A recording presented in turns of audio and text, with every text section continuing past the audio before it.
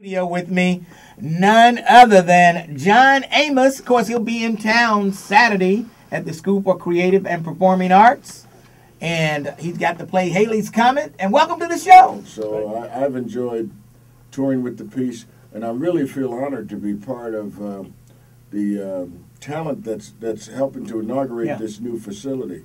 Oh yeah, I mean it's great, and the students there, they really know their stuff. I mean they know what they're doing. And the play starts Saturday. You've got two showings Saturday, right? Yeah, two performances Saturday.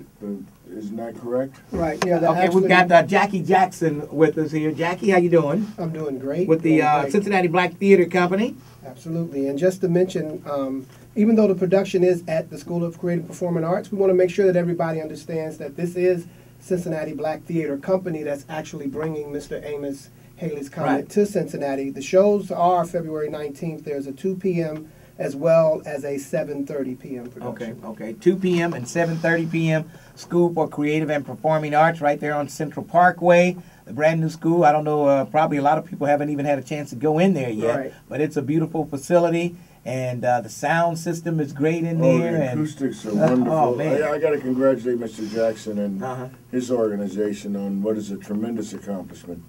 This facility is second to none in the country, and as I said, I've been touring with Haley's and doing Broadway shows and that type of thing for over 40 years. I have yet to see anything that is comparable. Yeah. This is an absolutely beautiful facility. So congratulations, Mr. Jackson. And what do you like best, being on stage or on TV or in the movies? What do you like best? I like stage because that's an actor's medium. I've always contended that television is primarily for the wallet.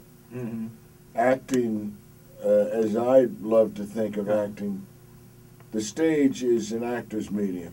Film is a director's medium. Yeah. Well, you know, it's like 2.5 Men. You have an audience there, so it's almost like being on stage. Would you say? Exactly. Anytime you can do a sitcom in front of a live audience, you get the feeling that I do, and most of us are stage-trained actors, that you're doing in front of a live audience. It's a totally different feedback. You get the reciprocal response of energy from the audience, so it's a good deal. Now, have you ever had any parts, like when they called you to play James Evans, did you sort of say, I don't know if I want to play James Evans on Good Times? Do you ever have any hesitations on, playing a part in a show? Well, there have been a number of roles over the course of my career that I've declined to respond, to the offers or to the invite from the producers. Any reason why? Any certain type? I've insisted for a long time on reading the materials that they want me to audition for, and I'll give it a read. And if it doesn't, if I don't get goosebumps or I don't get that feeling, I'll just tell my agent, no, I think I'll let this one go. And I know the agent's saying, why don't you just try it? Why don't you just try it? They want to do that. No, now, they don't want to give up that 10%. Right, that's right. They want you to get motivated by the buck. Everything that comes in there, they want you to take it. You got it. Just for the edification of your listeners, and even perhaps for yourself, who don't know the premise of the play. In the opening moments of Haley's Comet, it's established that an elderly gentleman is asleep, wakes up, and is about to make his way up to the same mountaintop on which he sat on his father's shoulders some 76 years earlier, and his father pointed out to him, that's Haley's Comet. And if you're lucky and if you live long enough, you might get to see it again. So as the play opens, the old man is now an octogenarian himself, 86 years of age, about to make his way up to that same mountaintop to share with the comet what has transpired in all of our respective lives since they last saw each other. Wow.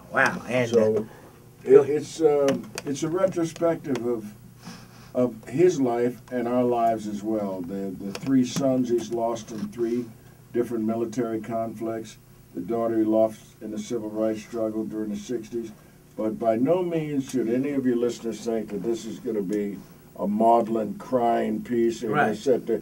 On the contrary, I bet people laughed so hard that they had to take a break.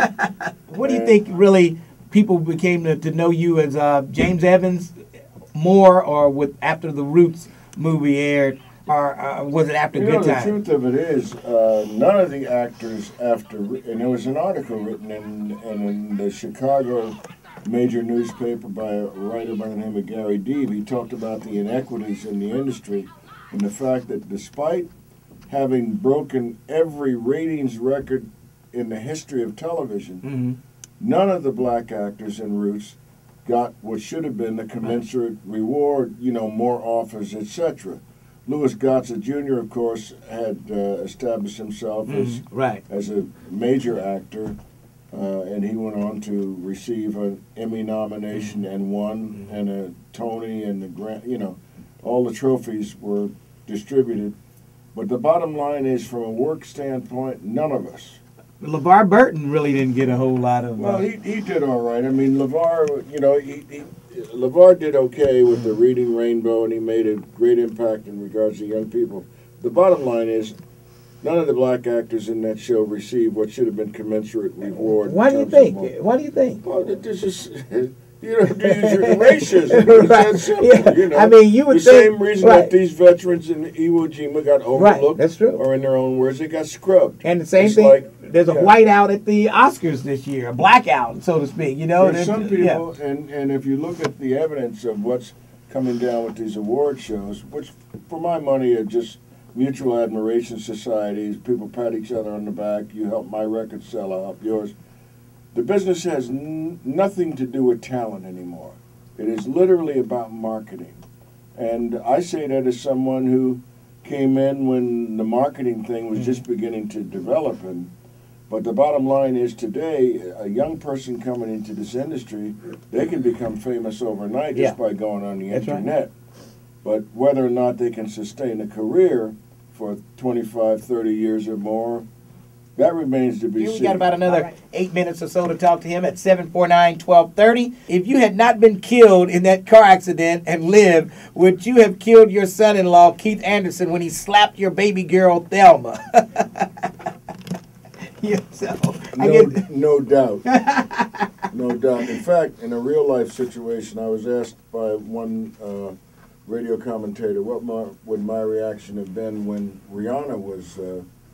quite frankly, physically abused by Chris, whatever the young man's name is. Chris Brown. Chris Brown, yeah. I said, I don't know where Rihanna's dad was or her older brothers, but had I been in the family, I would have called Mr. Brown to the house, and he'd have had a behavior modification program conducted by me in my basement, and I guarantee he wouldn't put his hands on another woman in his life.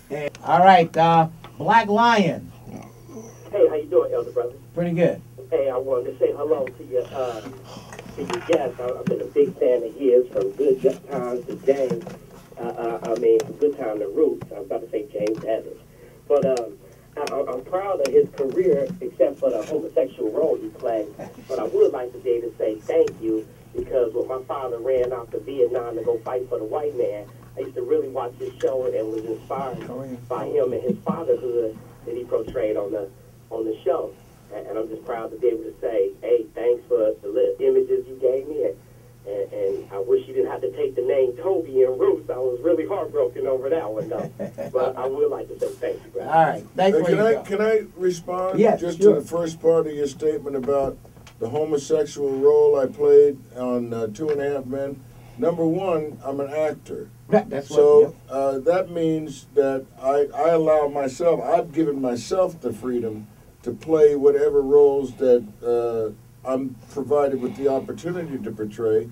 To say that I should not play any specific role is again to put blinders on me or to segregate me from the opportunities that other actors have. It's a comedy. It was well written. The response I've gotten has been consistently that people said they fell on the floor laughing. It was funny. So let's face it. I mean, homosexuals exist in our society. For me to portray one, and it's not the first time I did so. I did so on stage many years ago and got nominated by the LA Drama Critics. So I'm satisfied as an actor. I make the right choices, and I'm not going to allow you or anybody else to tell me, well, you shouldn't play this, you shouldn't play that. It's up to you to turn the channel if you don't like it, but don't deny me the freedom to play whatever I want to play. I couldn't say that. And I appreciate you very much as a fan, and thank you for all the support you've given me through the years. I ain't mad at you.